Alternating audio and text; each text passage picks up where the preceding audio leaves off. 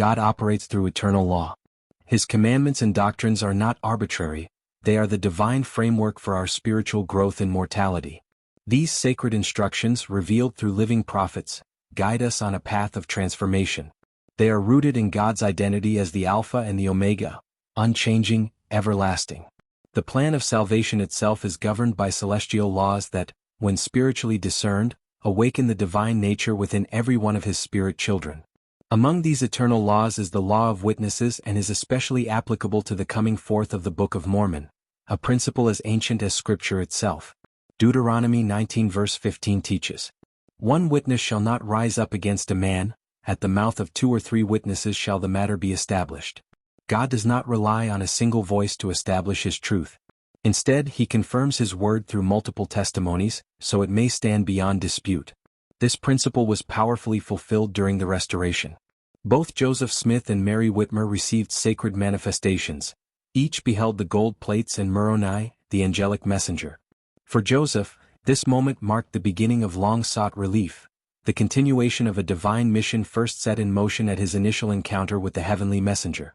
Though Oliver Cowdery and other scribes were present throughout the translation, and members of the Whitmer and Smith households had hefted the plates under a covering, only Joseph and Mary were given the sacred privilege of seeing and comprehending them directly. 2 Nephi 27:13 affirms, "There is none other which shall view it, save it be a few according to the will of God, to bear testimony of His word unto the children of men."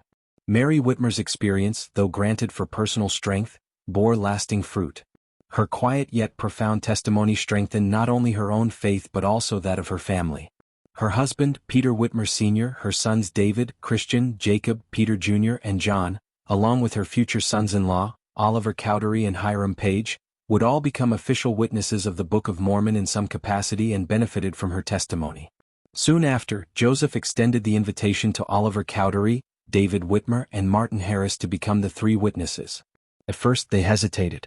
Publicly testifying of an ancient record describing civilizations on the American continent was a bold and potentially costly act. But the Spirit confirmed the truth. They were shown the plates by a heavenly messenger, and their testimony is recorded in the Book of Mormon for the world to read. They were later joined by 8 witnesses who physically saw and handled the plates. From the first edition of 1830 to the present day, both testimonies, the 3 and the 8, have appeared in the front of the Book of Mormon. These witnesses, both spiritual and physical, stand as enduring declarations of truth. Through them, the law of witnesses was divinely upheld. Their voices still echo through time, affirming that there is a living God, and that Jesus Christ is the Savior and Redeemer of all mankind.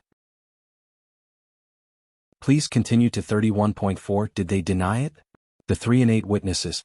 What happens when 13 people, separate in life but unified in witness, testify of a divine book brought forth by an angel?